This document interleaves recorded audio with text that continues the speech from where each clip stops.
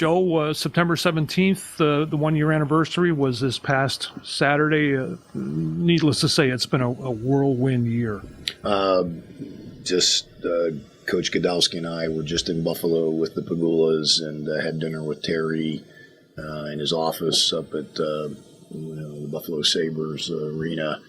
And the whole time, Guy and I are just kind of looking at each other saying, how lucky we all are, how fortunate that, he is as passionate about Penn State and passionate about hockey, and that he and Kim support what we're doing here. And, it was an amazing couple of days with them. We got pretty much full access to the Sabres training camp and, their staff, sharing a lot of ideas with Coach Godowski, and then, me getting the, tour of they're completely renovating all of their locker rooms and equipment room and, all of their training, strength training, et cetera. So it was a great opportunity for us to put our hands on some things that we're looking at in the Pegula Ice Arena.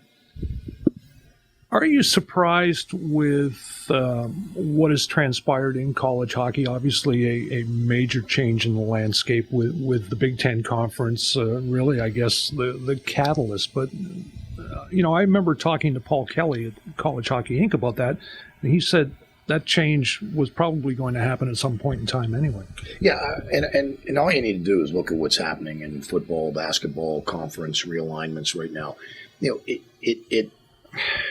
You could have a great discussion, I think, if you put everybody in a room and lock the door.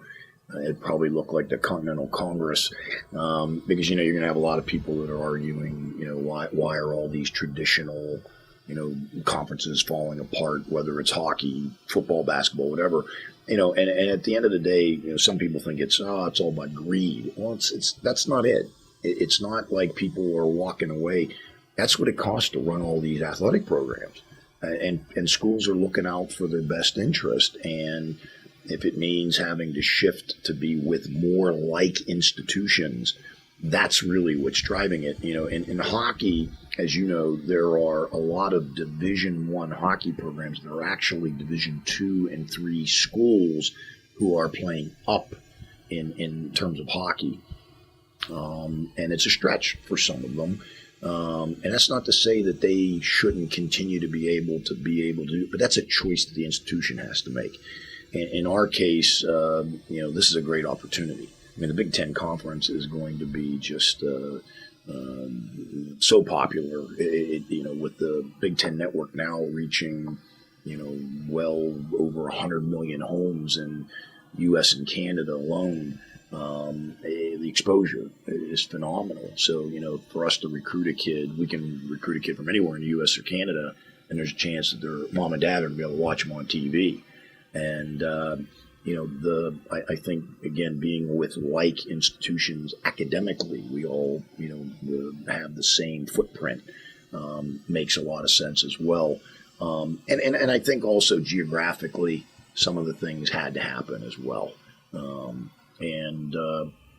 Again, I know people don't like change. A lot of people don't like change, but when you look at it, Hockey East sprung up out of nowhere.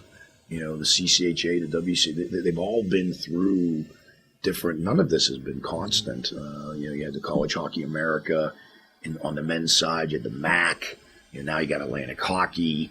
So I think, as the environment changes, especially financially, everybody has to adjust. And, unfortunately, it doesn't always, make the most sense to the fan who's used to it being a certain way.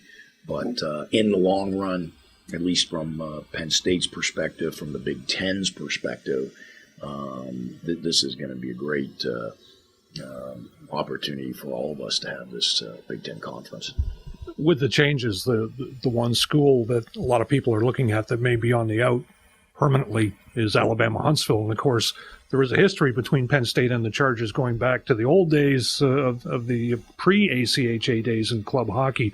It would really be a shame for that program, the only Division I college program south of the Mason-Dixon line to fold. Yeah, I lived that, Steve. My senior year, we lost to Alabama Huntsville in the semifinals of the national tournament.